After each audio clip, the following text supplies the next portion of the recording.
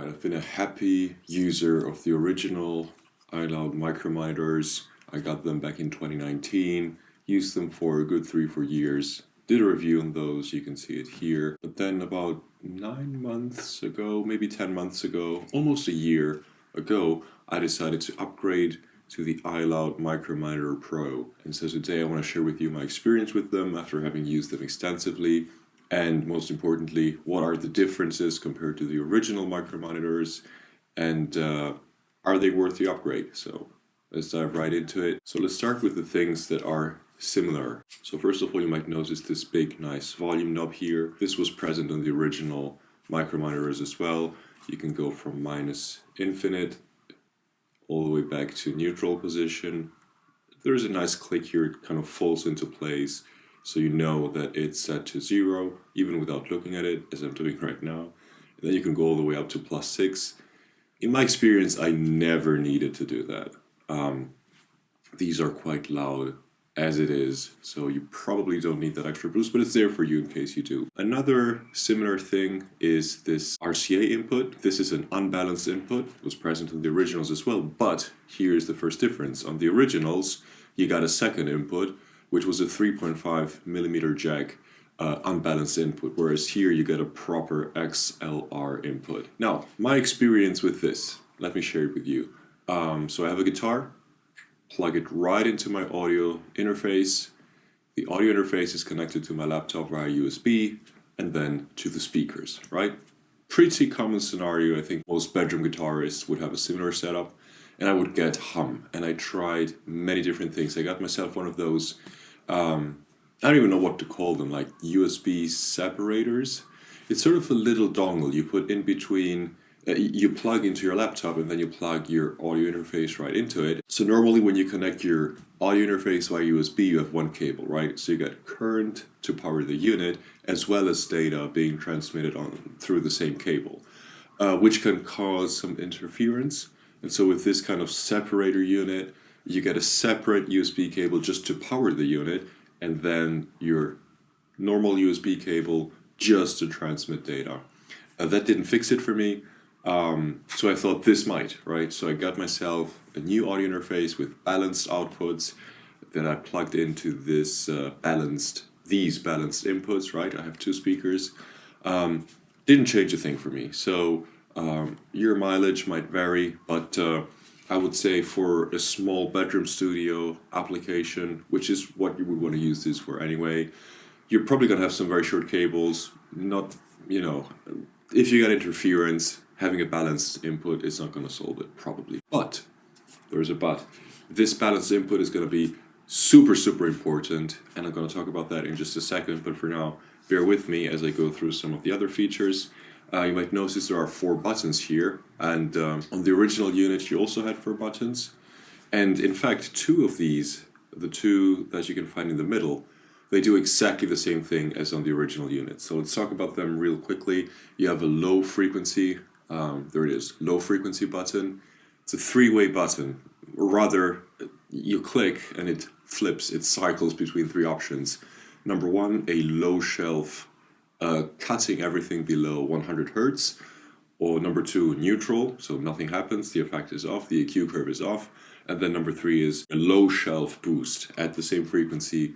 The cut, I think, is 3 dB and the boost is 2 dB. And then very similar, you have your high frequency button here, same thing, this time you have a high shelf at around 8K, and you can boost 2 dB there, or cut 3 dB, or leave it set to neutral. Is neutral? Flat. Yeah, flat is what it says, in which case you're not going to do anything. Same as on the originals, but here you have an extra button down here, which is actually a 2-way button, I guess. And it's very deceptively called, let me see, you can see this low frequency extension, which is not what it is.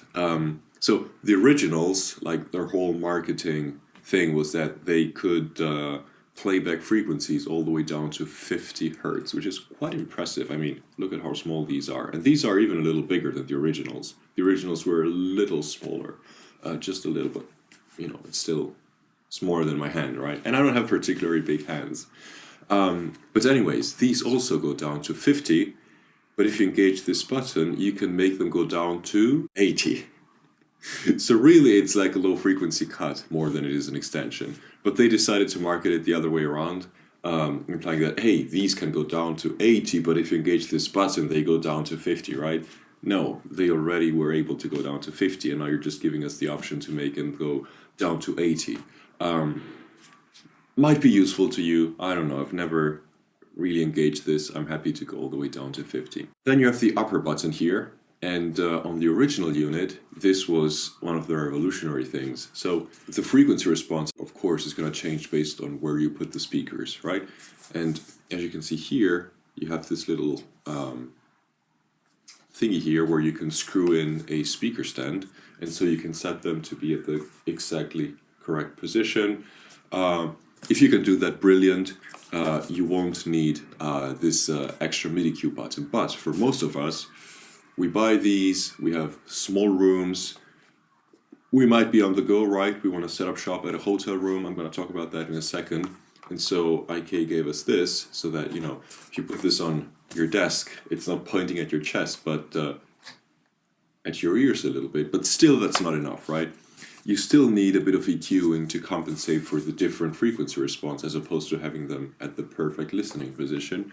And that's why they introduced this mid knob on the original units. And if you engage it, it's called desk. Hope you can see this. Desk. Basically, it would apply two bell curves in the mid-range, cutting at 250 hertz, I think minus 3 dB, and then boosting 1.2K by 4 dB.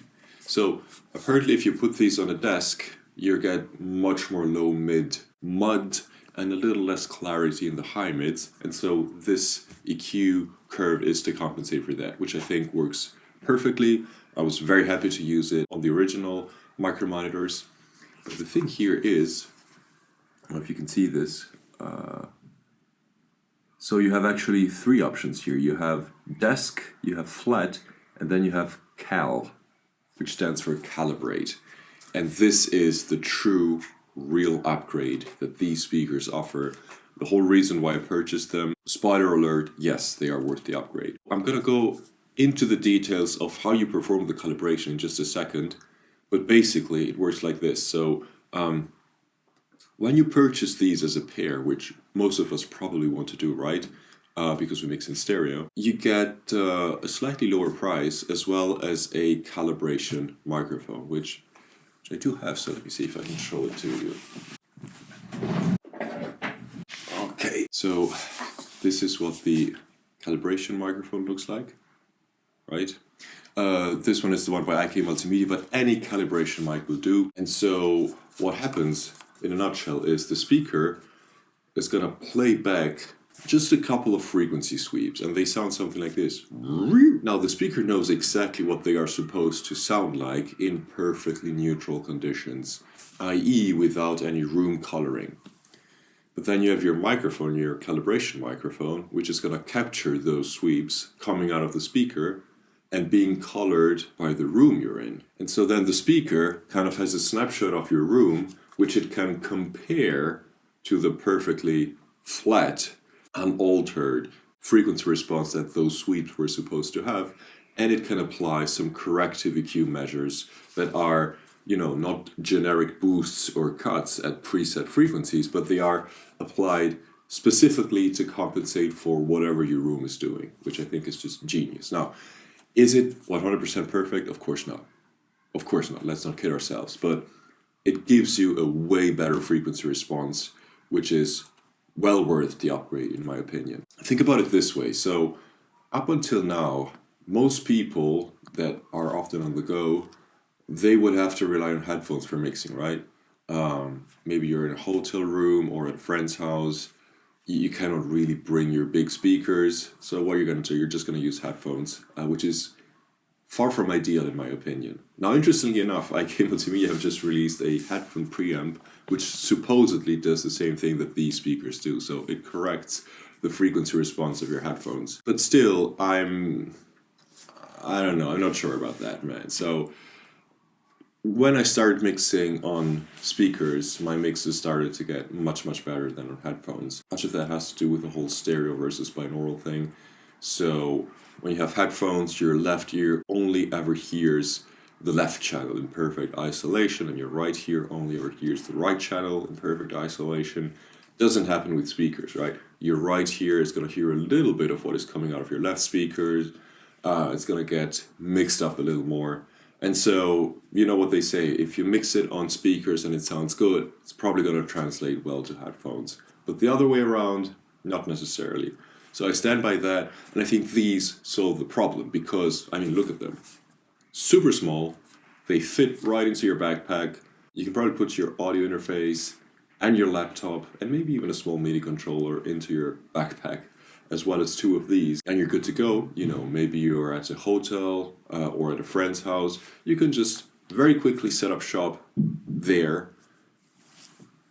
You do a quick calibration, and now your speakers are tuned to that specific room. And when you're done and you go back home, you do one more calibration at your home studio, and you're good to go. Takes maybe 30 seconds, maybe a minute. So this, in my opinion, eliminates the need to rely on headphones. They are portable enough to be useful in that kind of situation. So yeah, let's talk about the calibration because I want to show you exactly how it works. So the mode button here, you would press it, keep it pressed for 3 seconds, and there is a little LED here on the front.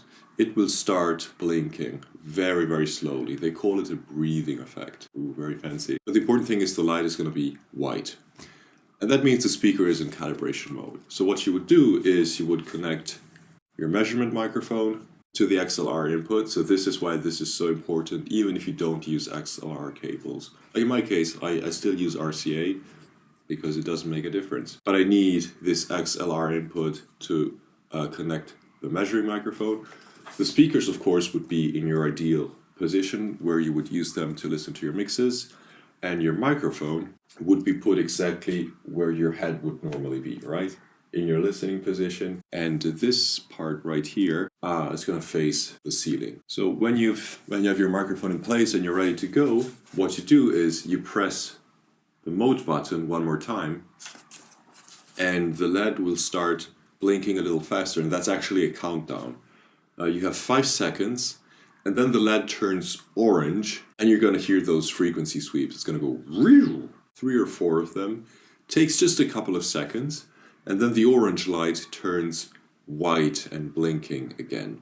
And this is when you know that the speaker has captured the snapshot of your room, and it's not capturing any audio anymore, so you can safely disconnect your microphone. And it is the speaker is actually comparing the two frequency responses, what those sweeps are supposed to sound like and what they sound like in your room as captured by the microphone.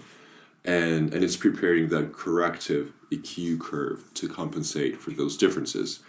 And this might take anywhere between 20 seconds to maybe a minute or so. So don't worry if you see that white light blinking for, maybe up to a minute or so.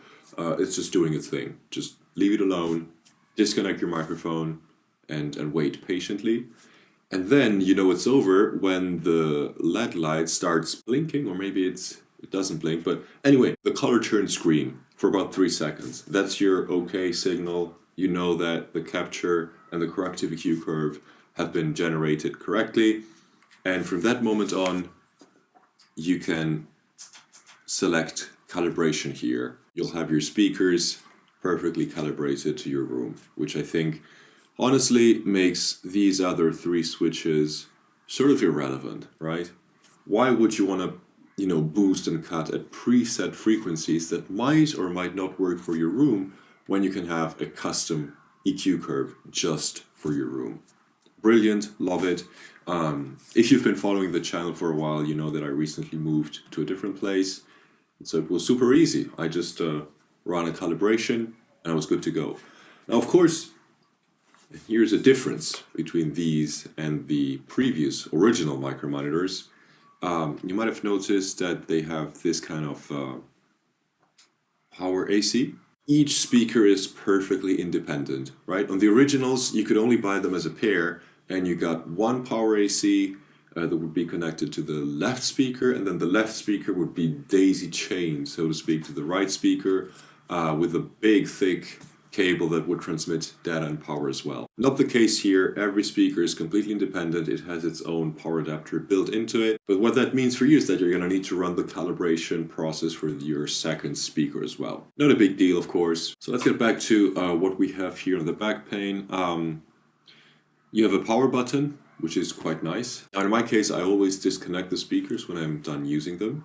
And so when I plug them back in, they turn on automatically. I don't even have to press the power button. To power them off, you press the button, keep it pressed for about 2 or 3 seconds, and they power off.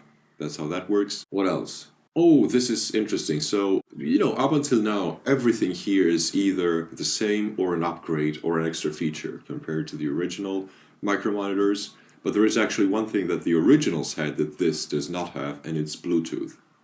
Now, Bluetooth was... I'm not going to say it was kind of a joke, but it was one of those things where if I have it, I might as well use it every now and then. And I think when I had the originals, I might have used Bluetooth to connect my smartphone to them maybe 3 times in 4 years, right? But for the most part, these are mixing monitors, right? They are not meant to be taken to a party and for people to connect their smartphones to them. They are meant to be in your studio. You're probably going to connect them to your laptop using some good cables. Who cares about Bluetooth is my point. I think it's okay that they did not include that. And then the final thing that I'm going to just mention, because I'm not using it, so I cannot speak from personal experience, is this USB-C port. Now, I think it's super cool that you can do the whole calibration thing without relying on software. Or rather, without having to use extra software on your laptop. Everything is happening here inside the box. But if you want access to even more features, i.e. have even more control over this custom frequency response that you can use with your speaker, maybe manually adjust it, or maybe you even want to load some presets emulating the frequency response of some famous speakers and load them onto this unit and have this behave sort of like those famous speakers, you could do that. There's a piece of software for that. You connect the speakers to your laptop via USB-C cable, and you can, load those responses onto the unit. Or if you have your own calibration, you can fine-tune it a little bit. And I believe this is also used for updates, right? Because there is some heavy DSP going on in here, and every now and then there's probably going to be an update, and that happens through USB. There you have it, the iLoud Micro Monitors Pro. Oh, one more thing I want to share about these. Which I think is kind of interesting, and you don't necessarily see this on other reviews, is they are actually quite sturdy. Now, most reviewers will stop there, but me being the person that I am, I stumbled on the cable connecting them to the power outlet, and you know what happens. The cable drags down the speaker falls on the ground from a height of about 1 meter or so. So they had a good fall, is what I'm trying to say. And I'm not proud to say this, but it happened 2 or 3 times. 2 times on one speaker and 1 time on this one. And both of them are still working perfectly. Nothing has changed. So they are as sturdy and robust as they feel, which I think is worth mentioning for sure. This is a good quality product. So if you decide to go ahead and buy these, don't do it on the official IK Multimedia store because they are going to be a little pricier. Use something like my affiliate link instead. If you buy these on Amazon, the price is going to be lower, and a little bit of what you pay to Amazon goes back to me at no extra cost to you. So saves you a little bit of money, makes me a very, very tiny amount of money. So yeah, that's all I have for you today. If you want to get your hands on these, maybe use my affiliate link in the description. That being said, thank you very much for watching the video. If you did enjoy it, let me know in the comments, like, subscribe. We have memberships on the channel as well. If you want to go down that road, click on the join button and have a look at the various tiers. And if there's nothing there for you, no problem. But if there is something there for you, you can click ahead and become a member. Just thought I'd throw it out there. Again, thank you so much for watching. See you in the next video next time. Take care.